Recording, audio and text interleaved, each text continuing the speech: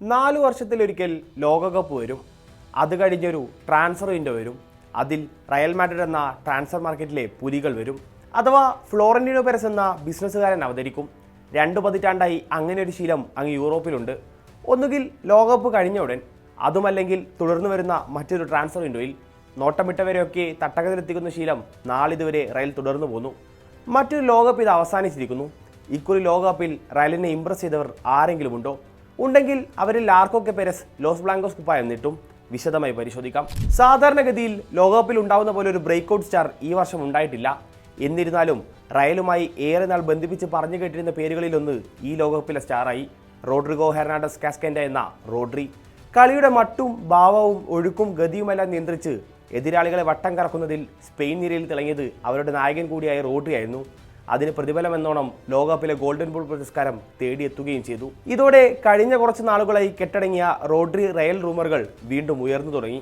ജന്മം കൊണ്ട് മാഡ്രിഡുകാരനായ റോഡ്രി ലോകകപ്പിന് തൊട്ടു മുമ്പുൾപ്പെടെ റയലിൽ കളിക്കാനുള്ള തന്റെ ആഗ്രഹം തുറന്നു പറഞ്ഞിരുന്നു. മുമ്പ് അത്ലറ്റിക്കോ മാഡ്രിഡിനായി കളിച്ചിരുന്നു എന്നത് തന്നെ റയൽ മാഡ്രിഡിന്റെ ഓഫർ നിരസിക്കാൻ നിർബന്ധിതനാക്കില്ലെന്നായിരുന്നു താരമെന്ന് പറഞ്ഞത്.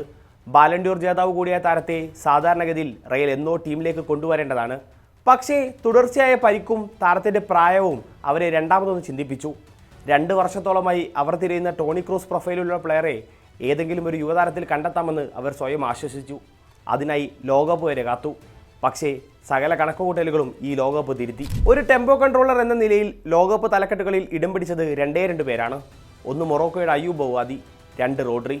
ബ്രസീലിനെതിരായ മത്സരം മാറ്റി നിർത്തിയാൽ ബുവാദിയിൽ നിന്നും ഒരു വാവ് ഫാക്ടർ ലഭിച്ച മത്സരമുണ്ടോ എന്ന് സംശയമാണ്. അപ്പോൾ പിന്നെ വിരലുകളൊക്കെയും ചൂണ്ടുന്നത് ഒരൊറ്റ പേരിലേക്കാണ്, റോഡ്രി. മാഞ്ചസ്റ്റർ സിറ്റി പോലൊരു ക്ലബ്ബിൽ നിന്ന് താരത്തെ അടർത്തി കൊണ്ടുവരാൻ മാത്രം റയലിൻ്റെ പക്കൽ പ്രൊജക്റ്റ് ഉണ്ടോ എന്ന് ചോദിച്ചാൽ ഉണ്ടെന്നുള്ളതാണ് ഉത്തരം. പ്രതിരോധം കനപ്പിച്ചുള്ള അറ്റാക്കിംഗ് ഫോക്കസ് ചെയ്യുന്ന ഹോസെ മൗറീനിയോയാണ് അവരുടെ പരിശീലകൻ എന്നാണ് അതിൻ്റെ ആദ്യ കാരണം. മറ്റൊന്ന് സിറ്റിയിൽ നിന്നുമുള്ള പെപ്പിൻ്റെ പടിയിറക്കമാണ്. പെപ്പുമായുള്ള ആത്മബന്ധത്തിൻ്റെ പുറത്താണ് റോഡ്രി സ്പെയിനിൽ നിന്ന് മാഞ്ചസ്റ്ററിലേക്ക് വണ്ടി കയറിയതും ഇത്രനാൾ തുടർന്നതും. നിലവിലെ പരിശീലകനായ എൻസോ മരസ്കയുമായി താരത്തിൻ്റെ റാപ്പോ എത്രത്തോളം ഉണ്ടാവുമെന്നത് ആശ്രയിച്ചായിരിക്കും ഈ കൂടുമാറ്റം സാധ്യമാവുക. മൗറീനോയുടെ വരവോടെ റയൽ തങ്ങളുടെ ഏജ് റെസ്ട്രിക്ഷൻ താൽക്കാലികമായി മാറ്റിവെച്ചെന്നാണ് ആരാധകർ അവകാശപ്പെടുന്നത്. 30-കാരൻ ഡംഫ്രീസും 31-കാരൻ ബെർണാഡോ സിൽവയും ഈ വിൻഡോയിൽ റയലിലെത്തിയത് അതിന് തെളിവാണ്. ഇതുകൂടി കൂട്ടി വായിച്ച് റോഡ്രിയുടെ കൂടുമാറ്റം നടക്കാനുള്ള സാധ്യത വർദ്ധിക്കുന്നുണ്ടെന്നൊരു തിയറി കൂടി അന്തരീക്ഷത്തിലുണ്ട്. ലോകകപ്പ് കഴിഞ്ഞു വരുന്ന ട്രാൻസ്ഫർ വിൻഡോ റയൽ തങ്ങളുടെ ടെറിട്ടറി ആക്കുന്നത് ഫ്ലോറന്റീനോ പെരസിന്റെ വരവോടെയാണ്. കൃത്യം പറഞ്ഞാൽ 2002 ലോകകപ്പിന് ശേഷം. അന്ന് ജർമ്മനിയെ തറപറ്റിച്ച് ബ്രസീൽ തങ്ങളുടെ 5ാം ലോക കിരീടം സ്വന്തമാക്കുമ്പോൾ അവരെ മുന്നിൽ നിന്ന് നയിച്ചത് റൊണാൾഡോ നസാറി ആയിരുന്നു. ടീമിന്റെ 18 ഗോളിൽ 8 നേടിയ താരം തന്റെ വൈറൽ ഹെയർ സ്റ്റൈൽ കൊണ്ടും ശ്രദ്ധ പിടിച്ചുപറ്റി. 5 ഗോൾ നേടിയ മിറോസ്ലാവ് ക്ലോസയെ പിന്നിലാക്കി റൊണാൾഡോ ആ വർഷം ഗോൾഡൻ ബൂട്ട് സ്വന്തമാക്കിയതോടെ റയൽ രണ്ടാമതൊന്നും ചിന്തിച്ചില്ല. 52 മില്യൻ്റെ ഒരു ഭീമൻ ഓഫർ ഇന്റർ മിലാന് മുന്നിൽ വെച്ചു. ഒരു മാസം കൊണ്ട് റൊണാൾഡോ ബെർണബിയിൽ പറന്നിറങ്ങി.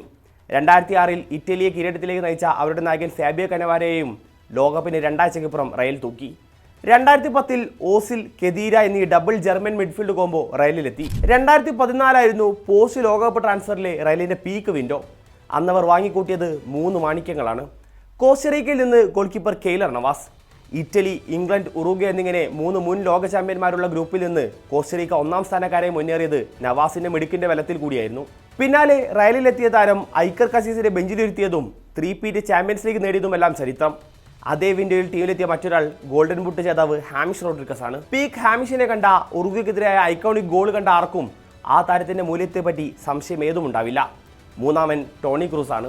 ചാമ്പ്യൻ നിരയിലെ ആ യുവതാരത്തെ നിസാര തുകക്ക് പെരസ് മാഡ്രിഡിൽ എത്തിക്കുമ്പോൾ അതൊരു പതിറ്റാണ്ട് കാലത്തെ ഇൻവെസ്റ്റ്മെന്റ് ആണെന്ന് ആരും തിരിച്ചറിഞ്ഞില്ല. പിന്നെ നടന്നതെല്ലാം തങ്കലിപികളിൽ മാത്രം എഴുതേണ്ട അധ്യായങ്ങൾ മാത്രം. 2018-ൽ തിബോ കോട്ടുവോ വന്നതോടെ കെയ്ലർ നവാസിന്റെ കാലാവധി കഴിഞ്ഞു.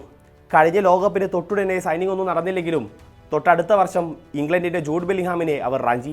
22-ലെ ലോകകപ്പിൽ ക്വാർട്ടർ ഫൈനൽ വരെ കളിച്ച ഇംഗ്ലണ്ടിനായി 1 ഗോളും 1 അസിസ്റ്റും താരമെന്ന് നേടിയിരുന്നു. ചരിത്രവും കണക്കുമെല്ലാം മാറ്റി നിർത്താം. പുതിയ കാലത്തിലേക്ക് വന്നാൽ റയലിന് റോഡ്രിയെ ആവശ്യമാണോ?